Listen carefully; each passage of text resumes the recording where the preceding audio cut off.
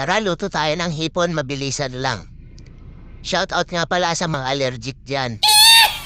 At ito nga, linilinisan ko na ang ating hipon.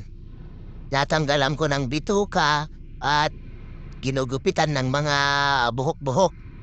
Nahugasan ko na nga siya at kung nahugasan ko, ibinabad ko sa fonting coke. At yan nga, minekos-mekos ko na siya. At saka naman ako nagtadtad ng maraming bawang. Bale, buttered garlic shrimp nga pala ang aking lulutuin. So, ayan na nga, pinainit ko na yung palayok at linagyan ko ng butter. Butter, saka ko minekos-mekos ulit hanggang sa malusaw, saka ko dinagay yung bawang.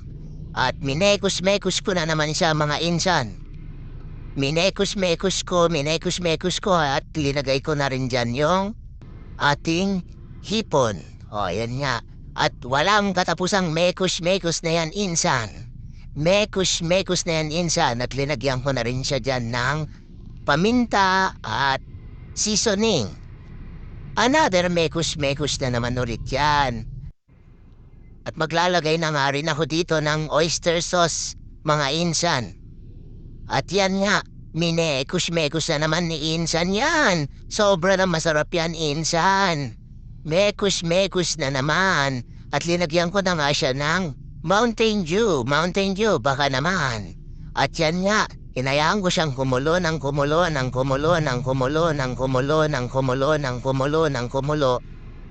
papatuyuan ko lang siya ng konti, mga insan, no?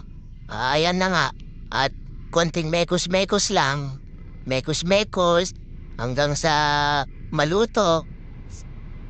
At habang hinihintay ko ngang maluto ang ating hipon, mga insan, nagsaing na nga rin ako ng kanin at nakalimutan ko, wala pa pala kaming kanin. Malapit na maluto ang aming ulam. Dinagdagan ko na nga rin siya dyan ng bawang na yung crispy.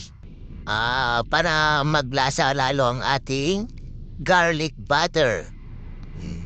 Ayan nga, pinapatuyo ko lang ng konti. Konting mekos-mekos.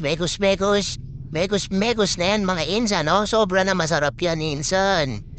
Sobra na masarap yan. So, ayan na nga. Wala. Luto na ang ating minekos-mekos na hipon. So, paano ba yan? Wala mo ng diet-diet, mga insan. Bahala nang magmekos-mekos sa ating sikmura. Ang ating mga kinakain. So, ano bang ginagawa mo? Kain na, mga insan.